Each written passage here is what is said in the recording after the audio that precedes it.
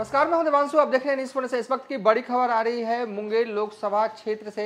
ललन सिंह जो हैं वो मुंगेर से चुनाव नहीं लड़ेंगे। सूत्रों के हवाले से बड़ी खबर आ रही है कि मोकामा वाले ललन सिंह जो हैं वो मुंगेर लोकसभा क्षेत्र से चुनाव नहीं लड़ेंगे। उन्होंने फैसला लिया है। बीते हफ्ते उन्होंने ऐलान किया था कि वो मुंगेर लोकसभा क्षेत्र से चुनाव लड़ने वाले हैं, लेकिन अब वो चुनाव नहीं लड़ेंगे। आखिर क्या हुआ कि पहले वो ऐलान करते हैं, फिर जो है वो अब ये खबर आ रही है कि वो चुनाव नहीं लड़ेंगे। दरअसल मौजूदा वक्त में मोकामा वाले ललन सिंह जो हैं वो बीजेपी में हैं। और आपको याद होगा कि जब बिहार विधानसभा में फ्लोर टेस्ट हुआ था तो आरजेडी की विधायक रही नीलम देवी, जो कि मोकामा की ही विधायक है, उन्होंने साथ दिया था एनडीए का। उसके बाद से ही कहीं ना कहीं ललन सिंह को लगा कि अब उनके पास स्कोप ज़्यादा बीजेपी में है नहीं, क्योंकि आगामी विधानसभा जब भी चुनाव होंगे बिहार में 2025 में, तो ऑब्वियसली बात है कि एनडीए की तरफ से नीलम देवी को ही उम्मीदवार बनाया जाएगा मोकामा से।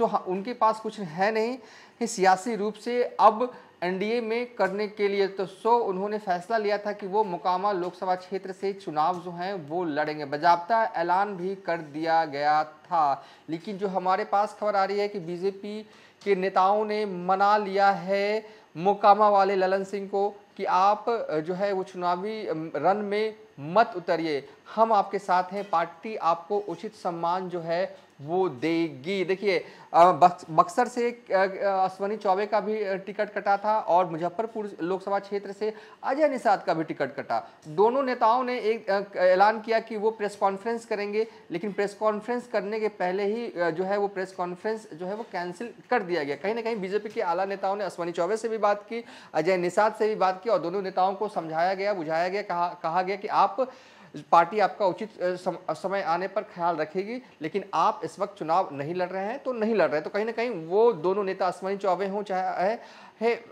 मुजफ्फरपुर वाले अजय निषाद हो, दोनों नेता मान गए। और अब मोकामा वाले ललन सिंह को भी बीजेपी वालों ने मना लिया। देखिए, अगर वो चुनाव लड़ते निर्दलीय उम्मीदवार के तौर पर तो मुंगेर लोकसभा क्षेत्र में क्या होता। देखिए, एक तरफ से जेडीयू की तरफ से या कहें कि एनडीए की तरफ से जेडीयू के पूर्व राष्ट्रीय अध्यक्ष ललन सिंह चुनावी रन में है, दूसरी तरफ से महागठबंधन या कहें कि आरजेडी की तरफ से अशोक महतो की पत्नी चुनावी रन में है, धानुक समाज से आती हैं। आरजेडी की तरफ से अशोक महतो की पत्नी जो है वो चुनावी रन में है, जो कि कुर्मी समाज से आती हैं, और ललन सिंह जो भूमियार समाज से आते हैं।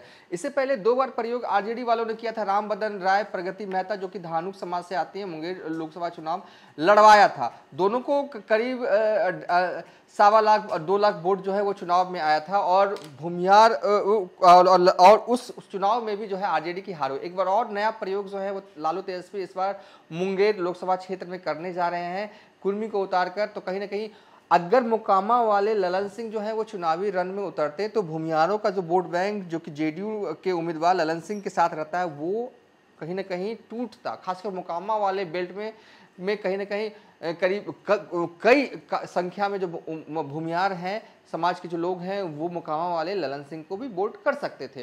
तो एनडीए वाले नहीं चाहते थे कि भूमियारों का वोट मुंगेर लोकसभा क्षेत्र में बटे, इसलिए बीजेपी के कई नेताओं ने ललन सिंह से बात की, मोकामा वाले ललन सिंह से बात की, उन्हें मनाया और कहा कि आप निर्दलीय उम्मीदवार के तौर पर चुनाव जो है वो नहीं लड़िए।